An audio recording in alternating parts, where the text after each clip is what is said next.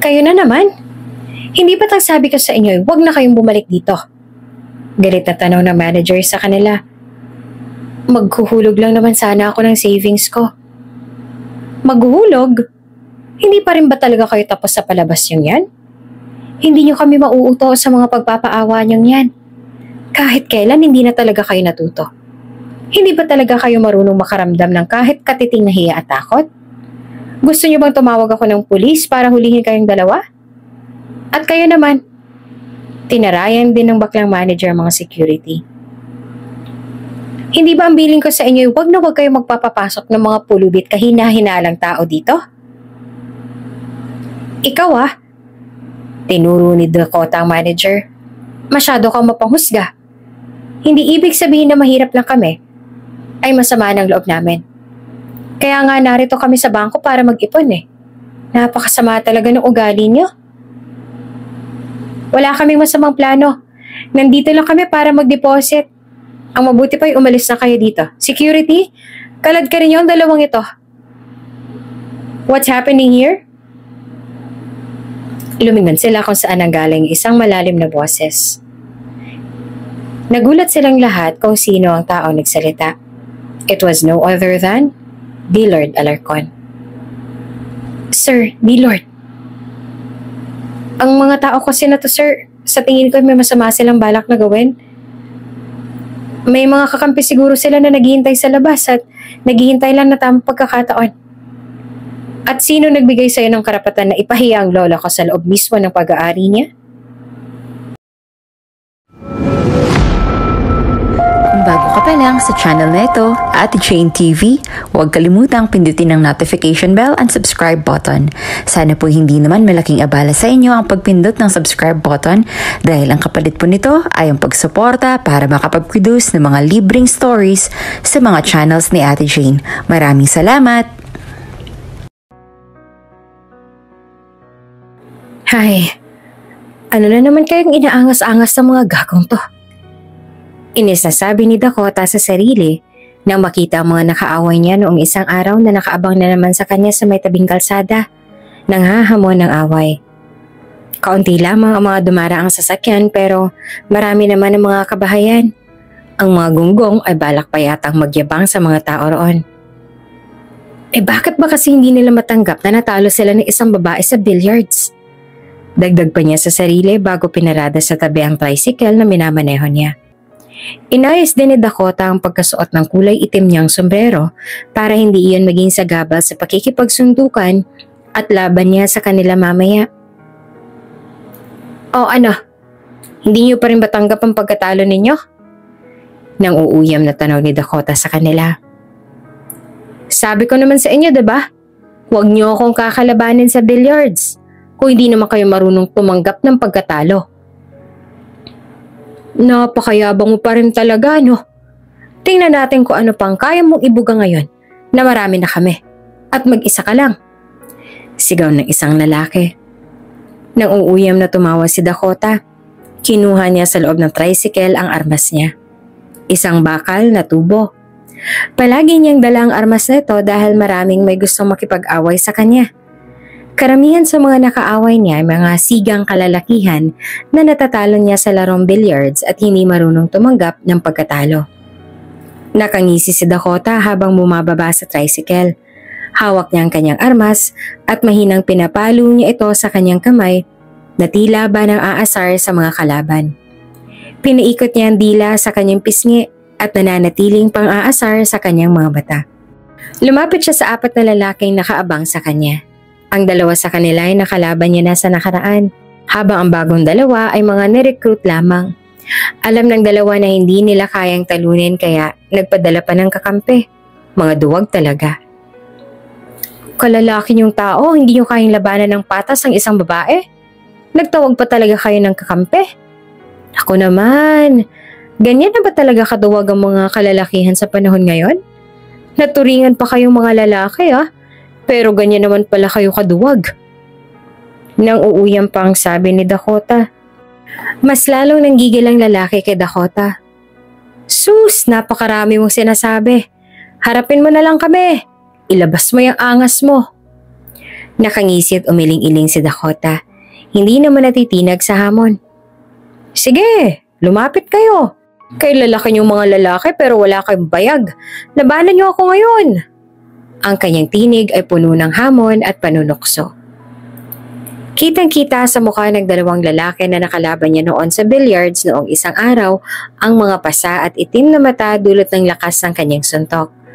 Ang mga gunggong na to, matapos patalo sa kanya, ay nagumpisang magreklamo na gusto nilang bawiin ang kanilang mga naipustang pera dahil sa sinabi nilang daya. Para sa kanila, hindi patas na babayang nakalaban nila. Pero syempre, hindi niya binalik ang kanilang mga pera dahil pinaghirapan niya yon sa bawat laro. Sinubukan pa talaga ng mga gunggong na bugbugin siya. Pero hindi sila nagtagumpay. Sa halip sila pang nabugbog niya. Hindi nila alam na mas matibay at masiga pa kaysa sa ibang mga lalaking tambay sa kanto. Ang pakikipagsuntukan na hindi na bago para kay Dakota. Napakaangas mo ah! Umambang lalaki na susuntukin siya ngunit mabilis ang instinct ni Dakota at agad siyang umiwas. Nang aasar naman ang inisihan niyang lalaki na halos mawala na ng balanse bago pa man ito makabawi. Hinampas niya na ito ng tubo sa likod, dahilan para tuluyan itong matumba. One down! Sumipol si Dakota. Sabik na sabik sa laban. Mabilis niyang hinampas ang isa pang lalapit sa kanya. Tumama ang kanyang palo sa batok ng lalaki at agad itong natumba. Habang isa pang kalaban ay nagtangkang lumapit. Sinipa niya ito ng malakas, dahilan upang mapaatras ang lalaki. Ngunit hindi inaasahan ni Dakota ang mabilis na suntok ng panghuling kalaban kaya muntik siyang mawala ng balanse pero hindi naman siya natumba. Lakas nun pre ah! Nakangiwing sambit ni Dakota habang pinupunasan ng dugo sa gilid ng kanyang bibig. Pero mas malakas to. Bumilis ang kanyang kilos at sa isang iglap, hindi na nakapalag ang lalaki. Sa tamang pagkakataon, tumama ang kanyang tubo sa pagkalalaki nito at napamurat na milipat na lang ang lalaki sa sakit. Muling bumangon ng 3 sa 4 at sabay-sabay na sumugod kay Dakota. Pero sanay na siya sa ganitong mga labanan kaya't hindi siya natakot.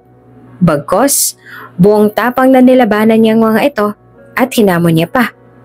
Laban sa isang babae. Natalo pa rin ng mga lalaki at hindi na sila nakaganti sa kanya nang dumating ng mga taga-barangay at hinuli ang 4 na sobrang gigil na gigil sa kanya. Ang duduwag niyo! Sobra! 4 kayong malalaking lalaki. Ang lalaki pa ng mga tiyan niyo. Tapos nagkasundo pa talaga kayo na bantayan ng isang babae para lang bugbugin siya? At na makaganti kayo sa panay dahil naapakan niya ang ego ninyo? Anong klase mga lalaki kayo? Pasigaw na sabi ng barangay kapitan sa 4 na lalaki na nanatiling galit na galit kay Dakota. Habang siya naman ay tahimik na pinapahid ang dugo sa gilid ng kanyang labi. Nakakatsyempo rin kasi ang 4 kanina at tumatama naman ang suntok sa kanya. Kap, napakaangas ng babaeng yan eh. Akala mo kung sinong magyabang mandaraya pa.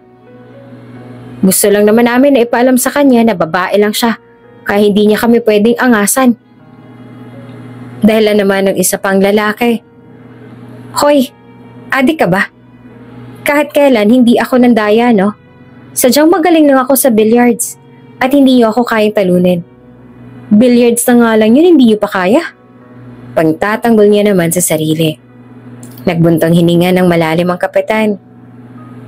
Gusto niyong ipaalam sa kanya na hindi niya kayo pwedeng angasan pero ano nangyari? Kayong napahiya, hindi ba? Natalo niya pa rin kayo. Ang tatandaan niyo na kasi pero ang mga utak niyo ang liliit. Paano ba naman Kap? Sa laki ng mga tiyan yan, tingin niyo kaya nila ako labanan? Sus, shoot ko pa sa ring ang mga yun eh. Total mukha naman silang mga bola. Pag-angas pa ni Dakota. Isa ka rin, Dakota. Dinuro-duro pa siya ng baklang kapitan. Kababae mong tao pero kung makapaghamon ka ng away ah. Aba Kap, inosente ako ngayon ah. Hindi ako naghamon ng away sa mga gunggong na yan. Inabangan nga nila ako dito eh. Lumapit si Dakota sa bakla nilang kapatan at inakbayan niya pa ito. Alam mo kasi, Kap, nagbagong buhay na ako. Pero alam mo na, gulo talagang lumalapit sa akin eh. Inalis ni Kap ang pagkakaakbay niya dito at sinabihan ng mga tanod na dalhin na sa presinto ang 4 na lalaki para raw masampahan ng kaso. Nang asar na binalatan pa ni Dakota ang 4 na lalaki na ang isa ay paika-ika pa sa paglalakad dahil nabasag yata ang pagkalalaki sa lakas ng pagkahampas niya roon kanina. Buti nga. Wala akong kaso ngayon Kap. Kakauwi na ba ako? Bibili pa ako ng bigas eh. Wala na yata masasaing si Mama. Sabi naman ni Dakota sa kapitan. Aalis na sana siya pero hinawakan nito ang damit niya para pigilan siya. Hep. Huwag kang aalis, hindi pa ako tapos sa'yo. Ano ba yung Kap? Hindi ko naman kasalanan yung nangyaring gulo kanina eh. Pinagtanggol ko lang naman ang sarili ko. Kung hindi ko sila pinatulan kanina, tsak na uuwi ako sa amin na basag ang muka. Labas na dapat ako dito. May bahid ng inis na turan niya. Hindi, pagdidiin ng kapitan. Bakit ka may daladalang armas? Yang tubo na hawak mo. Bakit meron ka niyan? Hindi mo ba alam na bawal yan? Eto po ba?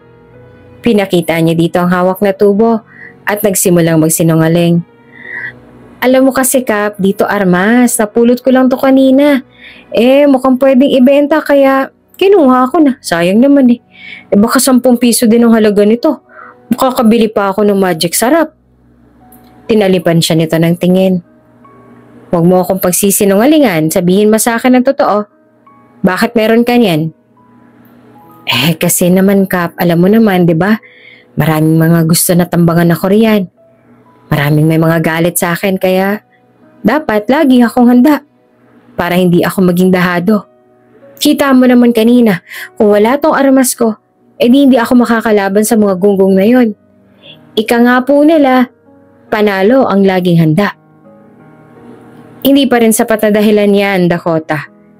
Alam mo pinagbabawal kong mga ganyan dito sa barangay natin para mapanatiling payapa ang ating lugar. Pero ikaw, kababae mong tao, ikaw ang laging pasimuno ng gulo. Paratang pa nito. Kap, hindi naman ako ang pasimuno Hindi mo po ba alam na pag ako ang sinakyan ng mga pasahero dito sa barangay natin, pakiramdam nila ay sobrang safe? Hindi ko nga alam kung bakit lagi akong pinag-iinitan ng mga tambay dyan eh. Paano hindi ka pag-iinitan? Wala kang pinapalampas. Makipagbiruan lang sa'yo maya-maya nakikipagsapakan ka na. Napaira pa si Dakota sa Enes. Paano hindi ko bubugbugin Kap? Binababa nilang puri ng babae. Akala mo naman kung sinong gwapo na papatulan namin porket babae ako. Papangit naman nila at wala pang mga hanap buhay. Ay naku, minsan kasi kailangan mo ring habaan ang pasensya mo. Dahil ganyan talaga ang mga tao dito sa atin. Inis na inis pa si Dakota dahil pinagmulta pa siya ng kapitan ng 500 matapos siyang akusahan nagdadala ng illegal na armas. Parang tubo lang naman yun at ginagamit niya lang din for self-defense. Gayunpaman, dahil sa isang masunuring mamamayan, nagbayad na lang siya ng multa. Ang tanging pakiusap niya na lang ay huwag mapunta ang 500 piso sa walang kabuluhang pondo para sa liga sa kanilang barangay. Dahil tiyak niya na ang mga makikinabang sa palarong yon ay ang mga nakaalitan niya na. Bakit kasi nakipag-away ka na naman sa mga tambay, Dakota? Tingnan mo nangyari sa'yo. Di ka kasi marunong umiwas sa gulo. Ang labi mo, puputok na yan, oh. May mga pasaka pa. Pati black eye. Para ka ng panda. Sermon ng ama niyang si Sendo habang ginagamot ang sugat sa gilid ng labi niya. Ang kanyang ama ang nag-asikaso kay Dakota dahil pag uwi niya kanina, halos mahimatay na ang kanyang ina. Pati na rin ang lolo at lola nang makita ang mga pasa at sugat mula sa pakikipag-away na naman. Hindi naman ako nagamo ng away eh. Tinambangan nila ako kanina kaya gumanti ako. Pinagtanggol ko lang ang sarili ko. Hindi nila matanggap na natalo ko sila. Aray ko naman pa. Sakit. Bulala si Dakota nang nadiinan ng papa niya ang sugat sa gilid ng labi habang nilalagyan ito ng gamot. Kasi sa susunod, umiwas-iwas ka na sa gulo, Dakota. Baka isang araw umuwi ka na dito sa amin na hindi lang basta sugatan at puno ng pasa. Baka naman paglamayan ka na rin. Sermon pa ng lola niya. Di mo tolaran yung kuya mo. Lumaki nang wala man lang nakasuntukan. Pero nakasabunutan marami. Sabi niya. Hoy, kahit maraming inggit sang ganda ko, isa pa lang naman na nasabunutan ko, no? At yun yung umagaw ng crush ko. Maagap na tanggi ng kuya niyang si Jan. Sus! Tapos pag ikaw may nakaaway, hindi ka naman pinapagalitan nila mama. Pero kapag ako, paano hindi ka namin pagagalitan? E dinaig mo pang siga sa kanto. Sabat ng lolo niyang stress na rin dahil sa kanya. Kaya nga siguro nakakalbo na ito dahil sa kanya. No, medyo bata-bata pa kasi ang lolo niya. Ito ang lagi nag-aasikaso sa mga sugat ni Dakota tuwing napapaaway ito. Ewan ko ba sa'yong bata ka? Babae ka nga. Pero ang gawin mo, hindi naman akma. Kaya tuloy kinakatakutan ka dito sa atin eh. Palagi talaga si Dakota ang dahilan ng sakit ng ulo ng mga magulang niya. Mahilig kasi siyang makipagbasag ulo. Kahit noong bata pa siya. Parang ang nagkapalit sila ng kuya niya ng kasarian dahil ibang-iba naman ang gawin nilang dalawa. Babaeng-babae ang kilos ng kuya niyang si Jan. Habang siya ay daig pang lalaki sa kanyang pagiging siga. Hindi naman siya basta-basta nakikipag-away kung kanino riyan. Mabait naman siya kung tutuusin. At marami na rin siya mga natulungang tao na ipinagtanggol niya. Ang madalas lang niyang nakakabangga ay ang mga masasamang loob. In short, ang mga tambay sa kanilang lugar na lagi nag-uumpisa ng gulo. Sa totoo lang, sinubukan naman niyang umiwas sa gulo at magtrabaho na lang na mabuti para makabalik siya sa pag-aaral. Pero sadyang ang gulo ang kusang lumapit sa kanya. Ewan din ba ni Dakota, kahit saang lugar siguro siya magpunta, parang laging may gulong nakaabang at naghihintay na bigyan niya ng pansin. Katulad na lamang ngayon, kapapangako lamang niya sa mga magulang niya na iiwas na siya sa gulo. Pagkatapos siya ma-black eye dahil doon sa 4 na lalaki. Pero, inusubok na kaagad ang tapang niya. May isang matandang pulubi na pinagtitripan ng 2 lalaki mga tambay na walang magawa sa buhay. Parang sobra nakakaawa ang matanda kung hahayaan niya lang nagambalain ng mga walang kwentang tambay. Kitang-kita niya ang takot sa mukha nito habang harap-harapan nitong tinatakot ng 2. Na para bang may hinihingi sila mula sa kawawang matandang babae. Hindi niya na natiis. Bahala na kung pagalitan man siya ng mga magulang niya mamaya kung umuwi na naman siyang may bagong sugat dahil sa pakikipag-away. Ipinarata ni Dakota ang tricycle niya at bumaba. Wala na siyang armas dahil pinagbabawalan na siya ng barangay kapitan na magdala nito. Pero kaya niya namang makipagsuntukan. Kung papalagang 2 lalaki, tsak na kaya niyang labanan sila. Hoy, ano ginagawa niyo sa matanda? Ha? Malakas na sigaw niya. Kaya lumingon ng 2 lalaki sa kanya. Layuan niyo siya. Ang walang magawa sa buhay. Ngumisi ang lalaki nang makita ang itsura niya sa malapitan. Huwag kang makialam dito sa amin, Mas Ganda. Sayang naman ang ganda mong yan kung pati ikaw ay madadamay dito. Eh paano hindi ako makikialam kung may ginagawa kayo hindi maganda sa isang matanda na wala namang kalaban-laban sa inyo? Galit niyang tanong at nilapitan ng matanda. Itinago niya rin ang ginang sa likuran niya. May hiningi lang naman kami sa kanya, miss. Huwag ka na makialam dito. Dahil maganda ka, hahayaan ka namin na umalis na walang gulo. Pabayaan mo ng matandang yan, lulubayan din namin siya kapag nakuha na namin ang kailangan namin sa kanya. Samit ng isa na may mapang-uyam naman ang ngisi. Eh ano ba kailangan niyo sa kanya? Wala ka na roon, miss. Labas ka na roon, huwag mo nang alamin. Naiinis sa wika naman ng isa pa. Pasensya na talaga kayo mga iho. Hindi ko maaaring ibigay sa inyong kinita ko sa pangangalakal dahil ibibili ko ito ng gamot. Bakas ang takot sa tono ng boses ng matanda. Iha, hayaan mo na lamang sila baka pati ikaw ay saktan din nila. Kausap naman ito sa kanya. Kaya ko ho ito la. Mahinahon na sambit ni Dakota sa matanda bago tiningnan na matalim ang dalawang lalaki. Ganon na ba talaga kayo kabatugan para hindi magtrabaho? At pag nakawan na lang ang isang matanda na naghahanap buhay ng marangal at walang kalaban-laban sa mga kagaya nitong batugan at malalaking tao? Sobrang nakakainis talaga ang ganitong klaseng tao. Mga bata pa naman sila at kayang-kaya pa nilang maghanap buhay. Pero pinili nilang maging tamad at magnakaw na lamang sa mga taong naghahanap buhay ng maayos. Mas lalo lamang tuloy na kumulo ang dugo niya at nag-init ang kanyang ulo. Miss, ang sabi namin sa iyo, 'di ba? Huwag ka nang makialam dito kung ayaw mong masaktan. Ang tigas naman kasi ng ulo mo eh. Gusto mo bang idamay ka rin namin? Galit na sabi sa kanya ng isang lalaki. Ikaw naman, tanda. Ibigay mo na lang sa amin kung anong hinihingi namin sa'yo. Kung ayaw mo na madamay din, pati ang babaeng to.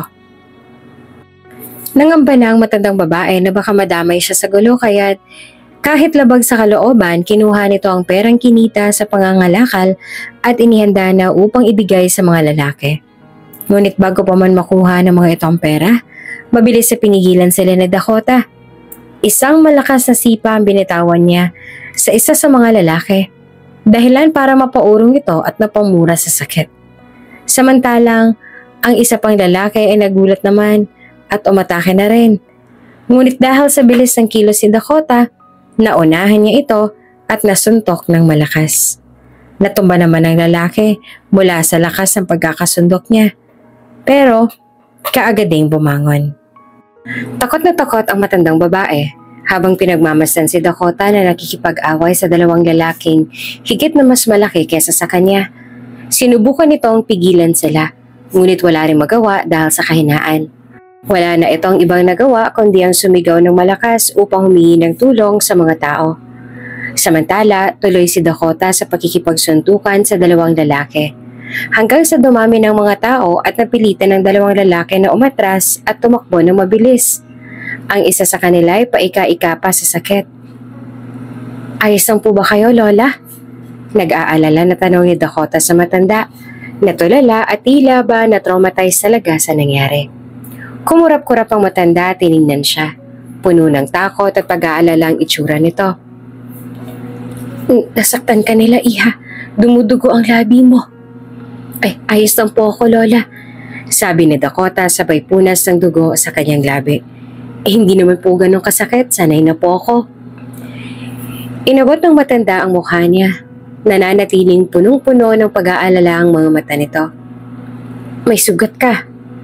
Huwag niyo po akong alalahanin, Ginang. Kayo po, sinaktan ka rin po ba nila? Umiling ito. Hindi, sinubukan lang nila na kunin ang pera ko. Hindi ko ibinigay sa kanila dahil ang pakiusap ko ay kailangan ko pang bumili ng gamot. Tama lang po na hindi niyo binigay sa kanilang kinita niyo para magtanda sila. Ewan ko bakit may mga ganoong tao. Nilapitan din sila ng mga tao roon upang masigurong maayos ang kanilang kalagayan. Sa dami ng mga lumapit, wala ni isa man lamang sa kanila ang tumulong kanina habang may mga kalaban pa siya. Kung sa bagay, karamihan sa kanila ay may edad na. Ngunit sa totoo lamang, kayang-kaya pa naman nilang harapin ang mga lalaki kanina. Hindi na rin maintindihan ni Dakota kung anong nangyayari sa mga tao ngayon. Tila nawawala ng malasakit nila sa kapwa at karamihan sa mga lalaki ay nagiging duwag. Kung hindi pa siguro napadaan si Dakota kanina, malamang hinayaan na lang ng mga tao na kunin ng dalawang lalaki ang perang pinaghirapan ng matandang babae. Ano palang pangalan mo, iha? Tanong ng ginang sa kanya. Dakota po, Dakota Sanchez. Dakota, ang ganda ng pangalan mo, iha. Bagay na bagay sa'yo kasi napakaganda at napakabait mo. Nahihiya ang ngunit na pangiti si Dakota. Napakamot siya sa ulo sabay ayos ang kanyang maikling buhok na gupit lalaki. Salamat po, ginang, sabi niya. Ako pala si Jesusa. Lola Jesusa na lamang ang itawag mo sa akin. Siya nga pala. Huwag mo sanang mamasamain ang tanong ko na ito. Ngunit babae ka ba, iha? Opo, babae po ako. Makalang pong hindi, pero babae po. Hindi rin po ako tomboy. Nahihiyang paliwanag ni Dakota na ikinatango naman ang matanda. Saan po pala kayo pupunta, Lola? Hatid ko na po kayo. Tapos na rin po akong mamasada at pauwi na. Kaya ihahatid ko na lang kayo sa paroroonan ninyo. Baka kasi bantayan pa kayo ulit ng mga lalaking may masamang balak kanina eh. Pauwi na rin ako sa bahay ko, Iha. Baka maabala pa kita kung ihahatid mo pa ako. Ay ayos lang po, wala naman na po akong ibang gagawin. Pumayag ang ginang na ihatid na lang niya ito pauwi. Habang nasa biyahe, nag-uusap sila. Mabait ang ginang at nalaman ni Dakota na mag-isa na lang ito sa buhay kung kaya't ang ikinabubuhay nito para sa pang-araw-araw ay ang pangangalakal. Kailangan din daw nito ng pambili ng maintenance sa gamot. Kaya nakiusap talaga ito kanina sa mga lalaki na huwag kunin ng perang pinaghirapan nito buong araw dahil nakalaan daw iyon para sa gamot nito. Naubos na raw kasi ang mga gamot nito at hindi pwede na hindi ito makabili. Kaya naman sobrang laki ng pasasalamat ng ginang kay Dakota dahil dumating siya kanina at napigilan ng mga lalaki sa pagkuha ng pera nito. Gustong-gusto ni Dakota ang pakiramdam sa tuwing nakakatulong siya sa mga nangangailangan kahit sa maliit lamang na paraan. Para sa kanya, wala naman siyang kayamanang maibabahagi sa ibang tao, biniyayaan naman siya ng tapang para ipagtanggol ang mga naaapi. Kaya nga, hindi na bale kung nabubugbog o nasusugatan siya. Ang mahalaga sa kanya ay nakakatulong siya sa iba. Barong-barong lamang ang bahay ng matanda, pero mukhang ligtas naman ito kahit papaano. Siguro ay hindi na rin ito susundan ng mga lalaki kanina dahil may kalayuan ito mula sa lugar kung saan sila nakita. Nagpumilit ang matanda na gamutin ang sugat ni Dakota kaya't para hindi na ito makonsensya sa nangyari at upang hindi na rin magalit ang kanyang mga magulang, pumayag siyang gamutin ito ang sugat sa gilid ng kanyang labi. Alam mo ba, Iha, ngayon na ako nagkatagpo ng isang babae na kasing tapang mo. Para sa akin ay dinaig mo pa ang lalaki. Hindi ako makapaniwala kanina habang pinapanood kita na nakikipaglaban ka sa dalawang yon. Hindi ko lubos akalain na ang isang malaanghel na babae ay kayang paatrasin ng dalawang lalaki na higit na mas malaki sa'yo. Nakakahanga ang iyong tapang, Iha. Nahihiya naman siyang ngumiti. Nako, salamat po. Masyado niyo naman po akong pinapaulanan ng papuri. Ay sadyang napahanga mo lamang ako sa iyong tapang, Iha. Nakangiti pa rin sabi ng ginang. Napansin ko ay may mga dati ka ng sugat. Nakuha mo rin ba ito sa pakikipagsuntukan sa iba? Opo, marami rin po kasi mga siraulo sa lugar namin eh. Kaya hindi po maiwasan na hindi ako mapasama sa gulo. Sila ho ang lumalapit sa akin para magamo ng away. Kahit wala naman akong ginagawa sa kanila. Ganun na ho siguro talaga mga tao roon sa amin kaya hindi na rin bago sa akin ang pakikipagsuntukan sa kanila. Nakasanayan ko na po yun. Abay, kawawa pala magiging asawa mo, Iha. Pabirong sabi nito na ikinatawa niya rin. May nobyo ka na ba, Iha? Ay wala pa po. Halos lahat po kasi ng lalaki ron sa lugar namin ay takot na sa akin. Nagpasalamat si Dakota sa ginang matapos itong maggamot ang kanyang sugat. Agad siyang nagpaalam na uuwi dahil ayaw niyang matambangan na naman siya ng mga nakaaway niya sa kanto kung gagabihin siya sa daan. Pagka-uwi niya sa bahay, inaasahan na ni Dakota na muling pagagalitan siya ng kanyang mga magulang dahil sa mga bagong sugat na dulot ng pagkikipag-away. Tabi kayo dyan, dadaan si Dakota. Umalis na kayo riyan. Paharang-harang pe. Maliit lamang ang eskinita sa daanan papunta sa kanilang bahay at madalas ay may mga tambay na naglalaro doon. Minsan nakikiconnect din sila sa wifi ng kapitbahay. Kaya siksikan talaga kapag dadaan. Pero sa pagdating ni Dakota, agad naaatras sa mga tambay at gumigilid para makadaan siya. Katulad na lang ngayon, inuutusan siya ng kanyang kuya na bumili ng soft drinks. Agad-agad silang nagsialisan para makadaan siya. Dakota, balita namin may inaway ka na naman daw ah. Sino naman ang malas na taong nakabangga mo? Pabiro na tanong sa kanya ng isang tambay. Di totoo, wala akong inaway sa kanila. Silang umaway sa akin kaya gumanti lang ako. Natatawa ng sagot niya tsaka lumapit na sa bintana ng tindahan kung saan nakaabang ang tinderang si Sadie. Isa ngang 1.5 na Coke, Sadie. Malamig o hindi? Malamig, yung nag-yelo na para hindi na ako bumili ng yelo. Habang hinihintay niya na makuha ng tindera ang kanyang binili, hinarap niya ang mga tambay na kinakausap siya. Naalala mo pa ba yung umaway sa'yo dahil natalo mo sa billiards? Tanong ng isang lalaki. Oo, bakit? Napakayabang ngayon noon. Nag-aaya siya ng one-on-one sa billiards at ikaw ang gusto niya na makalaban. Papatunayan niya raw na mas magaling siya kaysa sa'yo. Akalaya na pala yun? Akala ko ba pinakulong na yun ni Kapitan? Kunot noon na aniya sabay kuha sa coke na binigay ni Sadie. Inabot niya rin ang bayad dito at bumili ng isang lollipop. Nakalaya na, nagpiyansa. Sus, dapat doon nabulok na sa kulungan eh. Sabi niya sabay kuha sa kanyang sukle at lollipop. Salamat Sadie, kailan daw ba ang hamon niya? Wala namang sinabi, nagyayabang lang ata. Balak mo bang tanggapin ang hamon niya? Aba oo naman. Panigurado may mga pupustahan niya ng malaki. Sayang naman kung papalampasin ko, pera rin yun. Nag-appear ang mga tambay sa sinabi niya. Iba ka talaga, Dakota. Sa yung pustahan namin yan. Sigurado panalo ka kaagad. Kaya sabihin niyo ng naghahamon na yan at tinatanggap kong hamon niya. At maganda na rin kayo ng pamustahan ninyo. Kailangan ko ng pera ngayon. Naubos ng kita ko kakabili ng gamot ng mga sugat ko. Sabi niya at umalis na sa tindahan. Pero nang may maalala, huminto siya at muling milingon ng mga tambay. Huwag niyo sasabihin sa kahit sino sa pamilya kong tungkol dun ha. Atin-atin lang yun. Oo naman, maaasahan mo kami riyan. Sa sumunod na araw, nagtungo si Dakota sa bahay ni Ginang Jesusa. Inimbitahan siya nito dahil magluluto raw ito ng pansit bilang pasasalamat sa kanyang pagtulong. Hindi naman siya makatanggi. Kaya matapos niyang mamasada, dumiretso na siya sa bahay ng matanda. Eto iha, pasensya ka na kung walang sahog na karne iyan ha. Dinamihan ko naman ang gulay. Ani ng Ginang nang mailapag nito sa tapat niya ang pansit. Ayos lang po ito kahit wala na pong sahog na karne. Mahilig naman po ako sa gulay.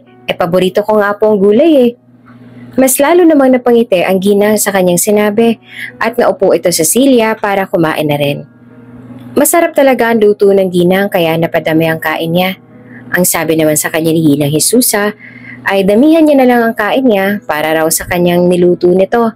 Siya nga po pala, Lola Jesusa. Matanong ko lang po, hindi po ba kayo nagkaanak? May anak akong isa, iha. Nag-iisang lalaki. Pero namatay siya dahil sa sakit na cancer. Hindi na naagapan ng mga doktor eh. Nakadama siya ng lungkot sa sinabi nito. Hindi po ba nagkaroon ng pamilya ang anak ninyo? Wala po ba kayong naging apo? Nagkaroon siya ng pamilya. Ang alam ko, nagkaroon din sila ng anak. Ang kaso nasa malayo ngayon ang apo ko. Ang asawa naman ng anak ko ay wala na rin. Matapos mawala ng aking anak ay sumunod din siya.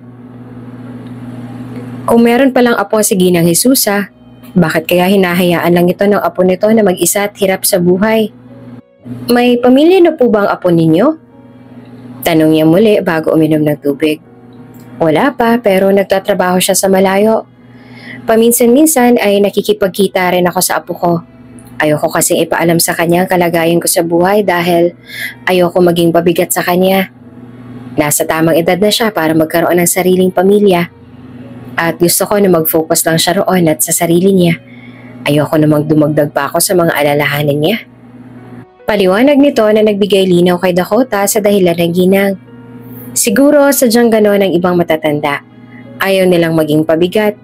Kaya sa abot ng kanilang makakaya, ginagawa nila ang lahat para hindi nila madama na nagiging pasanin sila sa kanilang mga pamilya.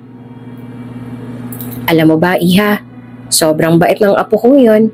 Hindi ko nga maintindihan kung bakit nagawa pa siyang lokohin ng babaeng mahal niya eh. Gayong napakabuti niyang tao. Ngayon may mabigat siyang pinagdadaanan. Matapos siyang lokohin, ayoko nang dumagdag pa sa mga alalahanin niya. Napakabait niyo po sa apo niyo, Ginang. Napakaswerte niya po na kayong lola niya. Nakangiting sabi ni Dakota. Ayaan niyo po, tiyak ako na darating ang panahon at maghihilom din siya mula sa sakit na idinulot ng heartbreak. Sigurado po ako na malalampasan niya rin po ang lahat ng yon. Magmula noon, naging malapit na rin si Dakota kay Ginang Jesusa. Ayon sa matanda, hindi lamang nito nagustuhan si Dakota dahil sa kabutihang ipinapakita nito noong tinulungan niya ito, kundi pati na rin sa pagmamahal ni Dakota sa kanyang mga magulang at pamilya. Kahit siga-siga ang tingin sa kanya ng iba at napagkakamalan pa siyang masamang ugali dahil sa pagiging basagulero, alam ni Ginang Jesusa na isa pala siyang mabuting tao. Baka nakikipagbasag ulo ka na naman sa mga tambay dyan, Dakota, ha? Huwag ka na makipagpustahan sa billiards para hindi ka na mapaaway. Napapansin ko, lagi ka nang umaalis ng bahay kahit hindi ka naman namamasada. Naan ang kanyang ama habang inaayos ang jeep na ginagamit ito sa pamamasada. Huwag kang mag-alala pa, 1 linggo na po ako hindi napapaaway. Proud na sagot ni Dakota sa ama.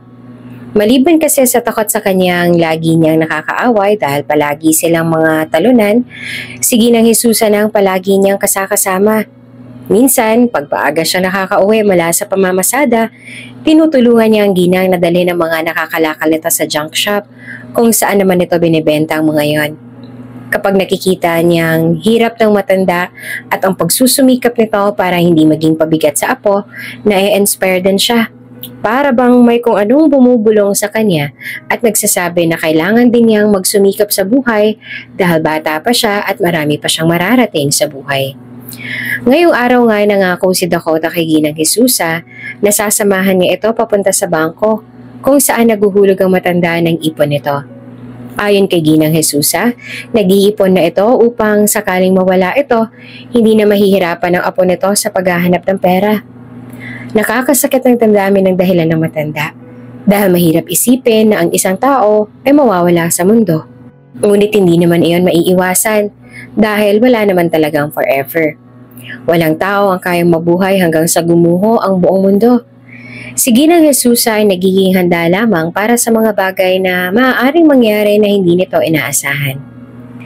Mamayang hapon pa naman ang napag-usapan nila ni Ginang Jesusa, kaya't namasada na muna si Dakota. Marami nang nakakakilala sa kanya sa kanilang lugar, kaya't lagi siyang may mga pasahero. Isa pa, ito ang isa sa mga dahilan kung bakit kinaiinisan siya ng mga kapwa driver. Kasi inagaw daw niya ang mga pasahero nila. Pero ano nga bang magagawa niya kung mas gusto ng mga pasahero na sa kanya sumakay? Dakota, may pasahero pa, sa'yo raw gustong sumakay. Sigaw sa kanya ng isang ginang. Pakisabi naman po na sa iba na lang po siya sumakay. May pupuntahan pa po kasi ako. Tapos na po ako mamasada ngayong araw. Tugon niya naman. O siya, sige. Papunta na si Dakota sa bahay ni Ginang Jesusa dahil malapit na ang oras na napag-usapan nilang dalawa. Ngunit sa hindi niya inaasahang pangyayari dahil sa sobrang bilis ng takbo ng kanyang tricycle ay hindi niya napansin ang isang papalapit na sasakyan. Uli na bago niya nakabig ang manibela at sumalpok siya sa kotse. Mabuti na lang at hindi siya tumilapan sa lakas ng pagkakasapok nun. Nayupi ang unahan ng mamahaling itim na sports car.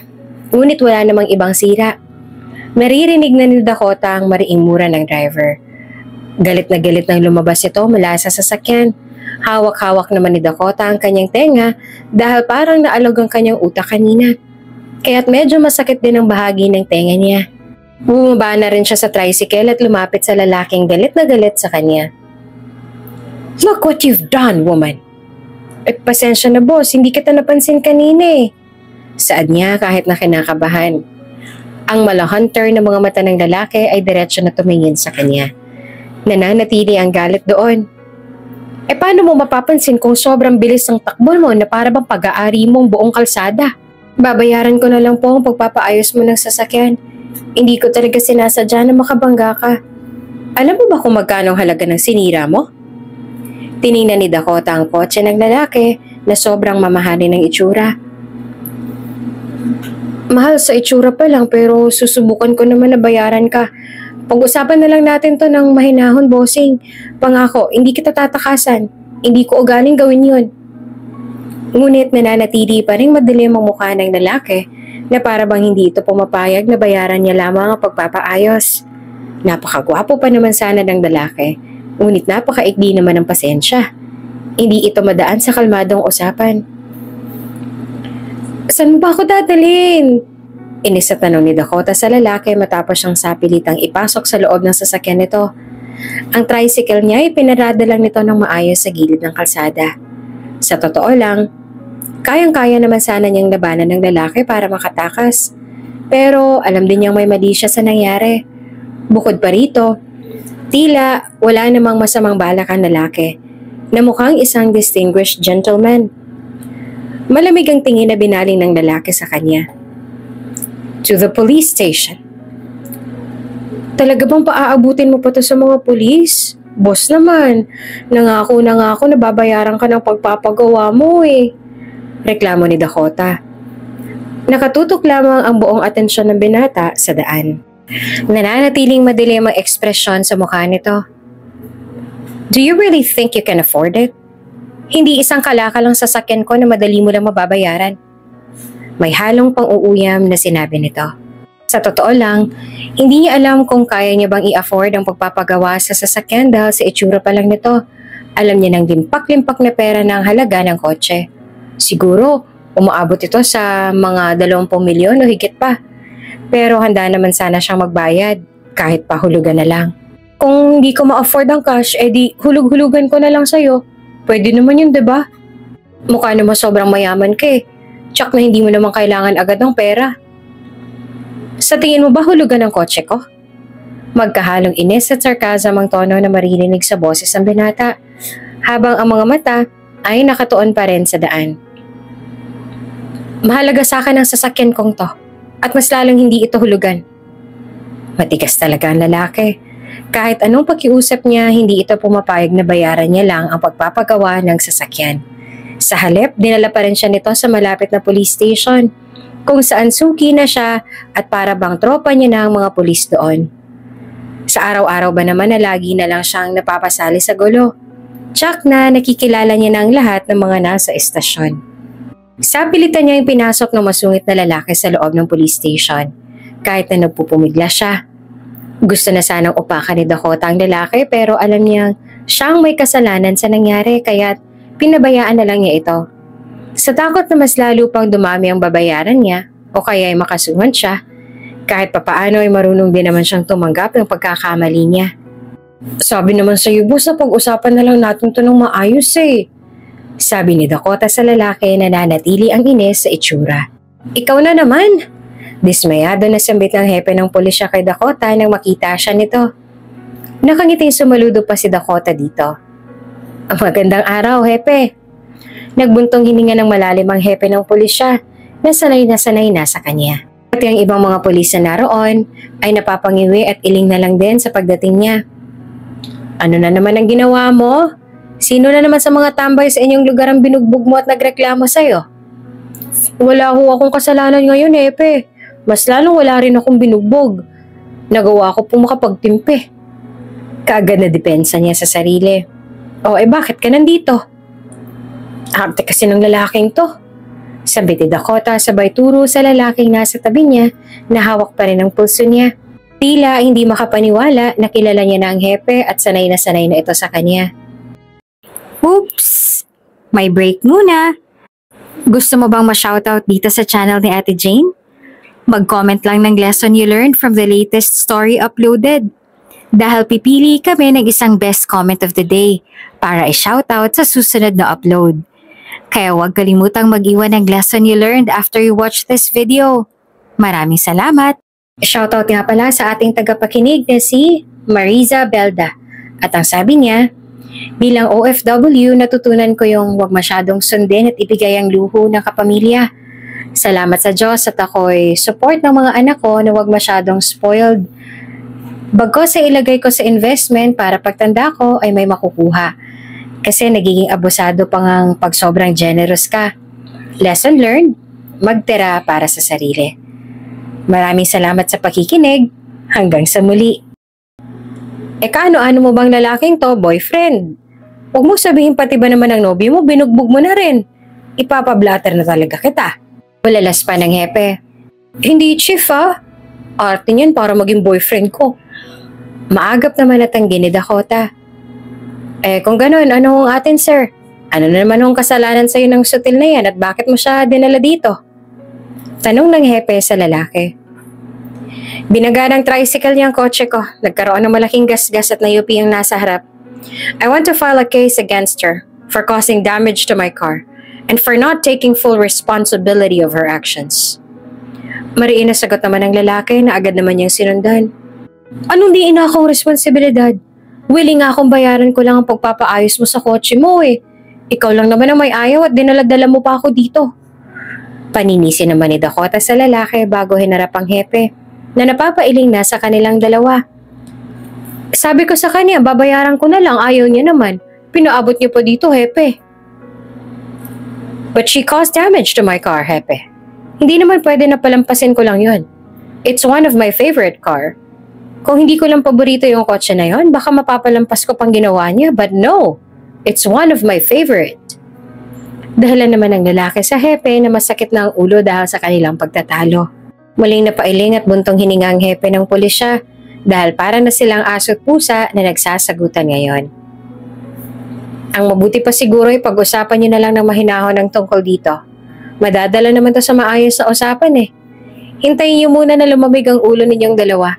Kapag nagkausap na kayo ng maayos, sabihin niyo sa akin kung ano ang naging pasya ninyo. Hinarap ulit ng hepe ang lalaki na hanggang ngayon ay hindi niya pa rin alam kung ano ang pangalan. Ikaw, iho, kapag lumamig na ang ulo mo, pag-isipan mo kung magsasampa ka ng kaso kay Dakota. Gusto pa sanang magreklamo ng lalaki pero inunahan na siya ni Dakota. Sinabi niya sa hepe na pag-uusapan na lang nila ng lalaki ang problema. Ayaw niyang makulong kaya kung kailangan magmakaawa na siya sa lalaki.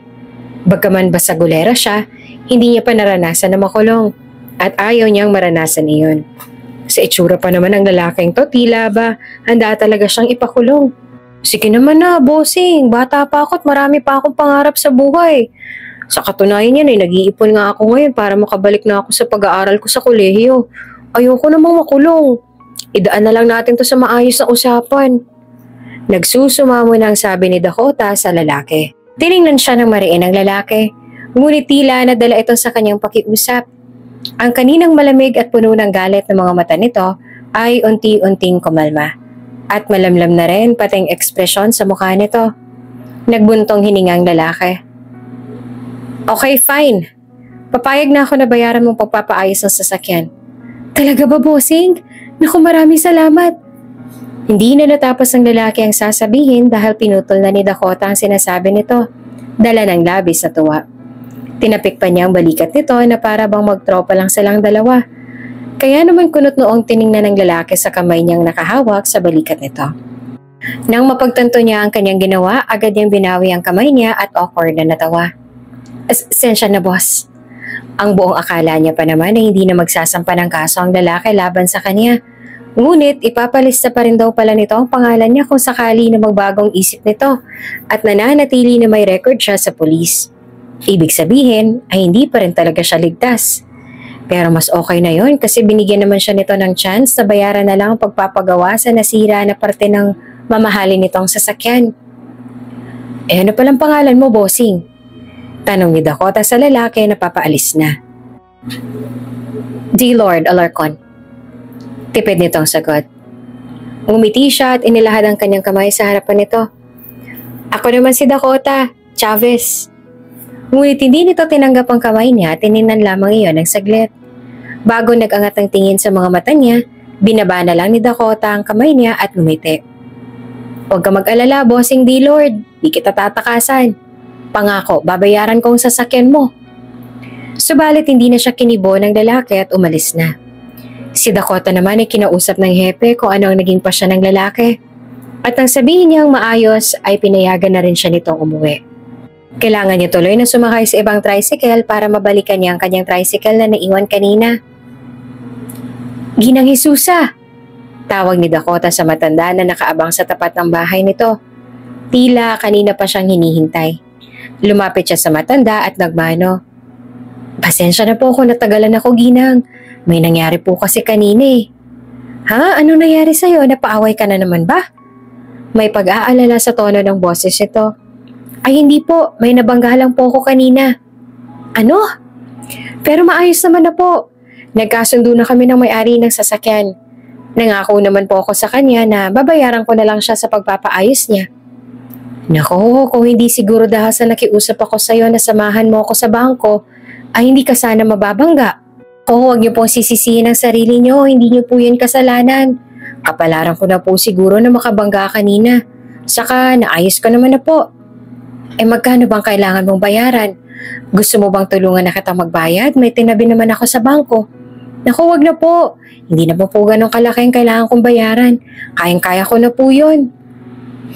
Malaki ang kailangan niyang pera. Pero hindi niya iyon sinabi sa matanda dahil ayaw niya naman na mas lalo nitong sisihin ang sarili sa nangyari. Lalo pat wala naman talaga itong kasalanan. Sigurado ka ba, iha?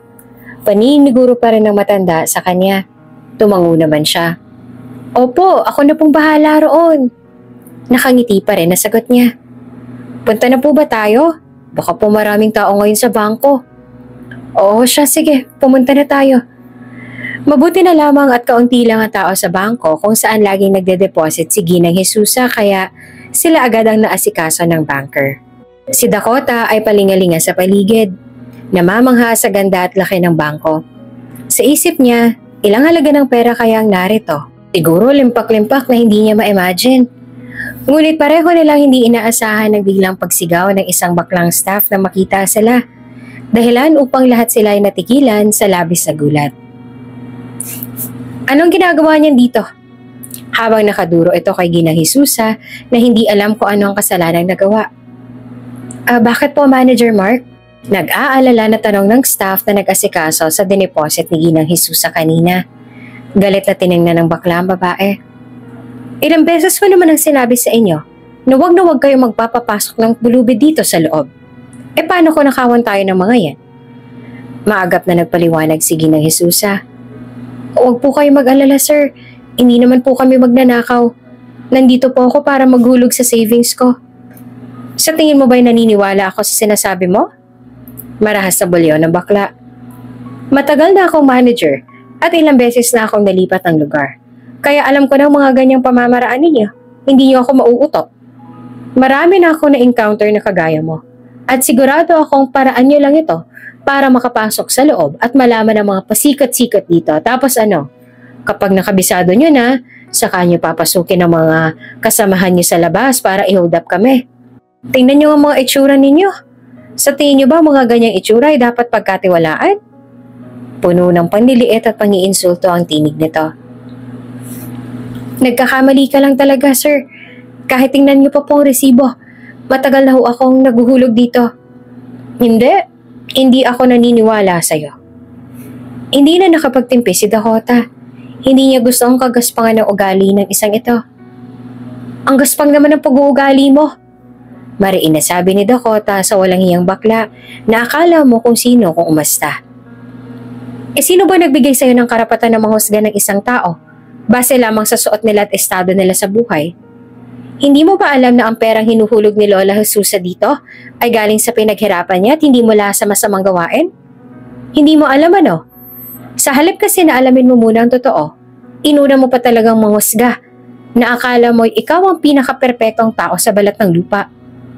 Matalim na tiningnan din siya nito. Bakit ikaw?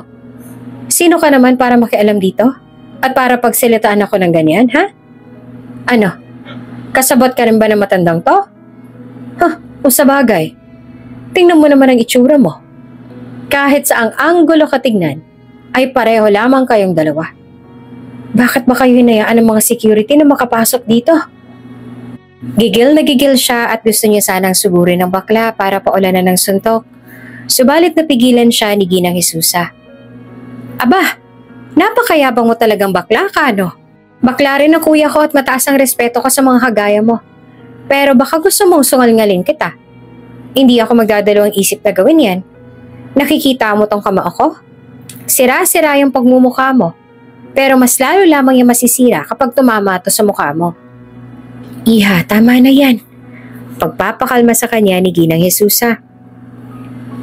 Kita mo na? Mananakit ka pa talaga ng inosente? Asal squatter talaga kayo. Hindi kayo nababagay dito. Ang malahiyang anak ng Impacta, naging drama queen pa. Si Ginang Jesusa naman ay kalmado pa rin na makipag-usap sa bakla. Pasensya na po kayo, sir. Aalis na lang po kami. Pasensya na po talaga kayo.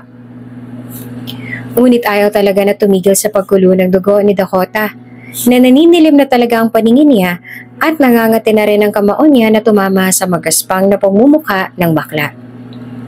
Hoy! Impaktita na mukhang pinagsasama ng loob at halatang pinagsisihan ng mga magulang na isinilang sa mundong to. Ayus-ayusin mo pag-uugali mo yan. Naturingan ka pa namang manager tapos ganyan ang ugali mo, mas magaspang pa pala sa part ng kalabaw? Kakakantain ng kalabaw tapos magaspang pang ugali mo. Hindi nagtagal, tumawag na ng security ang baklang manager para kalat ka rin sila palabas. Kaya wala silang nagawa kundi ang lumabas. Si Dakota ay sobrang galit. Namumula na siya sa matinding inis. Para bang sinusubok talaga ng langit ang kanyang pasensya. Sapagkat sobrang dami na ng kamalasan na dumarating sa buhay niya ngayon. Pisit na baklang yun. Akala mo naman kung sinong maganda. Mas mukha pa nga siyang hold-upper kesa sa atin eh. Gigil pa rin na sabi ni Dakota. Hayaan mo na yon, Iha. Sabi naman ni Ginang Jesusa na hinagod pa ang likod niya para kumalma siya. Pero hindi pa rin siya kumakalma. Nasa labas na sila ngayon ng bangko pero para bang gusto niyang bumalik sa loob para lang makausap ang bakla na iyon. At masampulan niya na rin. Nakakainis talaga mga ganong tao. Porket mayaman sila, akala mo kung sinong may karapatan ng mga apak ng kapwa. Kapag ako talaga yumaman, gaganti ako sa kanya. Pero hindi ko gagawin sa iba kung anong ginawa niya sa atin kanina. Panghihimutok niya pa rin. Nagbuntong hininga ng malalim si Ginang Jesusa. Pasensya na kung pati ikaw ay dinamay niya kanina. Doon lamang siya kumalma ng bahagya. Naku, ayos ang po yun. Sadyang ganun lang po talaga sigurong ugali ng mga tao ngayon. Lalo na yung mga nakakaangat sa buhay. Uuwi na po ba tayo? Oo, sa tingin ko'y kailangan na natin umuwi. Medyo hindi na rin maganda ang mga pangyayari ngayon. Imbes na wala siyang kailangang bayaran at isasama na lang sana iyan sa kanyang ipon para makabalik sa pag-aaral, ngayon ay kailangan niya pang magbigay kay Dillard Alarcon dahil sa sarili niyang katangahan. Bakit nga ba hindi siya nag-iingat sa daan? Ang dami tuloy niyang problema ngayon. 1,000 lang yan. Pwede na kaya yan na ihulog mo roon sa lalaki? Tanong ng kanyang ama. Nalaman na ng pamilya niya ang tungkol sa nangyari. Hindi naman sila nagalit sa kanya dahil nauunawaan naman nila na may aksidente talaga na hindi nila inaasahan. Pero pati sila ay namomroblema na rin ngayon. Naaawa tuloy siya sa mga magulang niya dahil nagdagdag pa talaga siya ng problema. Opo pa, ayos na po ito. Mukhang mabait naman yung lalaki. Mainit lang talaga siguro ang ulo ng araw na yon. Pakikiusapan ko na lang po siya. Sagot niya. Tumango naman ang kanyang ama. O sige, mag-ingat ka. Sigurado ka ba na ayaw mong samahan ka na lang namin? Ay hindi na po.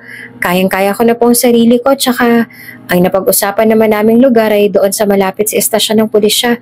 Tingin ko naman po hindi naman gagawa ng masamang lalaking yon. Ngayon ang unang araw na maghuhulog siya para sa pagpapaayos ng damage sa kotse ni Dillard. Dahil si Dakota ang may kasalanan sa nangyari, ayaw niyang maliit sa kanilang usapan. Kaya't agad siyang nagtungo doon. Nag-aalala pa para sa kanya ang mga magulang niya at ang gusto ay samahan siya. Ganon din ang kuya niya pero tumanggi siya dahil sa bukod sa kaya niya naman lumaban ay sa malapit din sa police station sila magkikita ni Dillard Alarcon. Pagdating niya doon, agad niya nakita ang isang pulang sports car na nakaparada sa gilid. Kahit ibang sasakyan na ang gamit, alam niyang kay Dillard ang sasakyan na iyon. Kaya pinarada niya ang kanyang tricycle sa likod nito at bumaba. Pagbaba niya, bumukas din ang pinto ng sports car. At hindi nga siya nagkamali. Si Dillard nga ang nagmamay-ari ng sasakyan. Hello, Mr. Dillard Alarcon? Magiliw na binati pa ni Dakota ang lalaki na wala malang kare-reaksyon pagkakita sa kanya. Lumapit siya sa may tapat nito at muling nagtanong. Kanina ka pa ba naghihintay dito? Ay, mga mayayaman talaga, walang tiwala sa mga mahihirap ano? Para namang hindi kita sisiputin. Hindi ito umimik na para bang sadya lang talaga sa kanya ay ang pera. Ganito ba talaga ang lahat ng mayayaman? Walang tiwala? Kinuha niya lang mula sa kanyang bulsa ang 1,000 at ibinigay na dito. Oh, ito nang paunang hulog ko. Kunot noon naman na tinanggap ng binatang 1,000. What's this? Bakit 1,000 lang? Kalahating milyon ang kailangan mong bayaran sa akin. Nanlumo na naman tuloy siya dahil pinaalala na naman ito kung magkano ang kailangan niyang bayaran dito. Pag 1 taon nakita niya na yun eh. 1 taon nakita na ang ibig sabihin ay hindi rin siya kumikita at gumagastos para sa kahit anong bagay. Napakamot si Dakota sa kanyang ulo sabay turo sa 1,000. Yan lang kasi meron ako eh. Mahinang mga pasahero ngayon kaya hindi ako nakadami. Ang dami rin kasing tricycle dun sa amin kaya pahirapan na talaga. Hindi naman makapaniwala na tiningnan siya nito. Saan sa tingin mo aabot ang 1,000 mo na to? Kung ganito laging ihuhulog mo sa akin, baka habang buhay na tayong magkita. Bakit? Wala naman nung masama ron ah. Ayos lang naman yun kahit habang buhay tayong magkita. Ang malagay binabayaran kita. At hindi ako gaya ng iba na nagkaka-amnesia pagdating sa mga utang nila. Inirapan siya ni D-Lord at binulsan ng 1,000 sabay sabi ng, ayos na ako. Napangiti naman si Dakota dahil ang ibig sabihin nun ay pumayag nito sa 1,000 dahil wala naman talaga itong magagawa, lalo pat iyon lang naman ang pera niya. Sige, ingat. Tingnan mo dinadaanan mo. Baka mamaya may humaharurot ulit na jeep na hindi mo mapansin. Bago pa naman ang kotse mo. Bago ito sumakay ng kotse, tiningnan muna siya ni D-Lord. Diba dapat ikaw ang mag-ingat sa ating dalawa? You're not good at driving. Di ingat na lang tayong dalawa. Bye. Sabay kaway niya pa dito. Totoo nga ang sabi niya. Mabait talaga si D-Lord kahit na mukha masungit. Sa kabila nito, nagsusumikap talaga si Dakota na makapaghulog kay D-Lord. Sa ngayon, nakaka-5 hulog na siya. Ibig sabihin ay umabot na iyon ng 5,000. May 495,000 pa siyang kailangang bayaran. Kung bakit man naman kasi ang mga mayayaman ay napakahihilig sa mga mamahaling gamit. Tuloy, hirap na hirap siyang magbayad. Tila hindi naman siya nito makakabalik sa pag-aaral dahil kailangan niya munang bayaran ang utang niya. Boss, saan ang punta? Nakita ni Dakota ang sasakyan ni D-Lord na nakaparada sa lugar kung saan sila lagi nagkikita tuwing nagbibigay siya ng hulog. Hinintuan niya ito dahil sakto rin napadaan siya kanina at naging curious siya sa kung anong ginagawa nito roon. Waiting for you? Tipid na sagot nito. Napakunot noo siya. Bakit? May napag-usapan ba tayo? Diba sa susunod na araw pa ako maghuhulog? Wala pa akong pera ngayon eh. Don't worry. I'm not here for that. I came to let you know that I've already cleared your name at the police station and your record is now clean. Bigla naman siya natuwa dahil sa sinabi nito. Talaga? Ibig sabihin ba nun na hindi mo na ako sasampahan ng kaso? Yeah? Sabay tango. Bakit biglang nagbagong isip mo? Di naman sa hindi ako natutuwa ah. Sa katunayan nga niyan ay sobrang saya ko pero nagtataka lang ako kung bakit. Nothing much. I just can't stand dealing with stuff like that. Pagkatapos ay binuksan na nito ang pinto ng sasakyan. Aalis na ako.